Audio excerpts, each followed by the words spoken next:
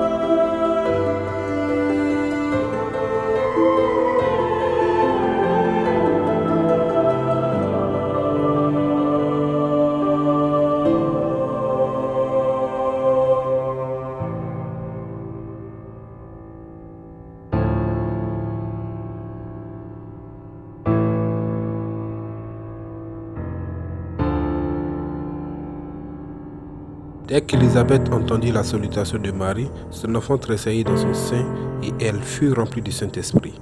Elle s'écria d'une voix forte : « Tu es bénie entre les femmes et le fruit de ton sein est béni.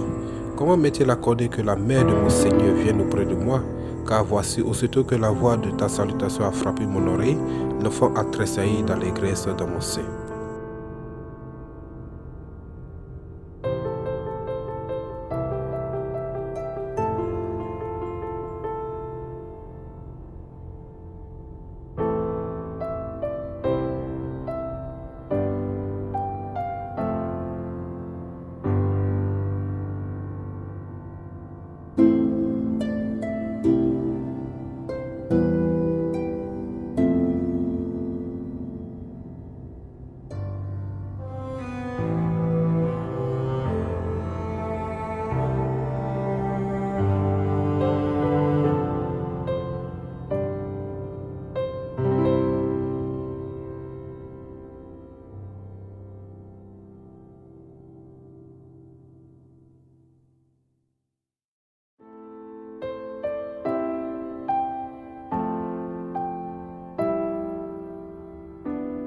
Tous, d'un commun accord, persévéraient dans la prière avec les femmes et Marie, mère de Je suis, et avec les frères de Je suis. Ils persévéraient dans l'enseignement des apôtres et dans la communion fraternelle, dans la fraction du pain et dans les prières. La crainte s'emparait de chacun et il se faisait beaucoup de prodiges et de miracles par les apôtres. Tous ceux qui croyaient étaient dans le même lieu et ils avaient tout en commun. Ils vendaient leurs propriétés et leurs biens et ils en partageaient le produit entre tous selon les besoins de chacun. Ils étaient chaque jour tous ensemble assidus au temple, ils rompaient le pain dans les maisons et prenaient leur nourriture avec joie et simplicité de cœur, louant Dieu et trouvant grâce auprès de tout le peuple, et le Seigneur ajoutait chaque jour à l'Église ceux qui étaient sauvés.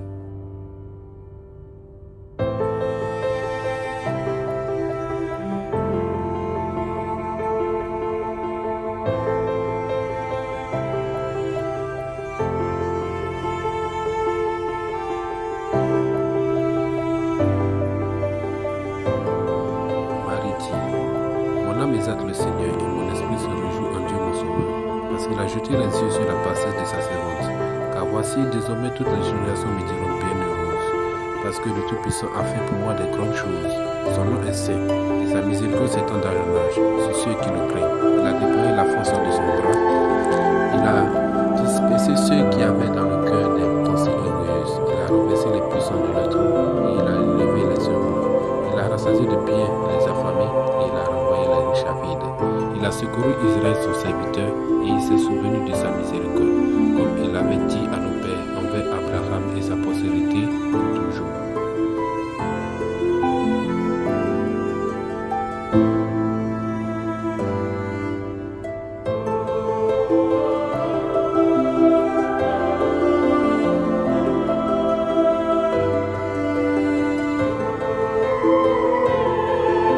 Dites à ceux qui ont le cœur troublé, prenez courage, ne craignez point. Voici votre Dieu, la vengeance viendra, la rétribution de Dieu. Il viendra lui-même et vous sauvera. Elle t'aura un fils, et tu lui donneras le nom de Je suis, celui qui sauvera son peuple de ses péchés.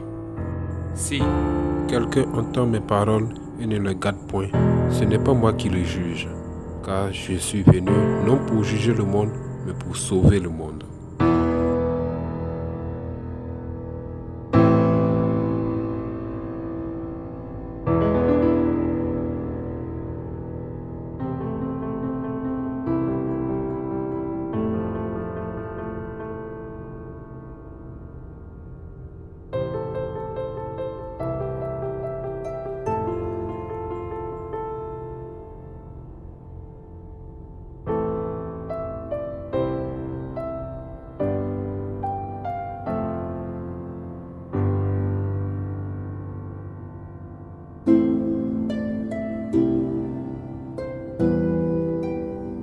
Si l'on vous dit, consultez ceux qui évoquent les morts et ceux qui prédisent l'avenir, qui poussent des sifflements et des soupirs, répondez, un peuple ne consultera-t-il pas son Dieu?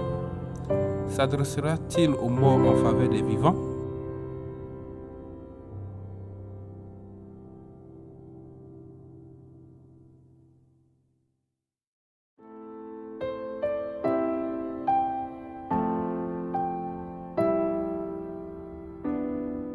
Mais lui, parce qu'il demeure éternellement, possède un sacerdoce qui n'est pas transmissible.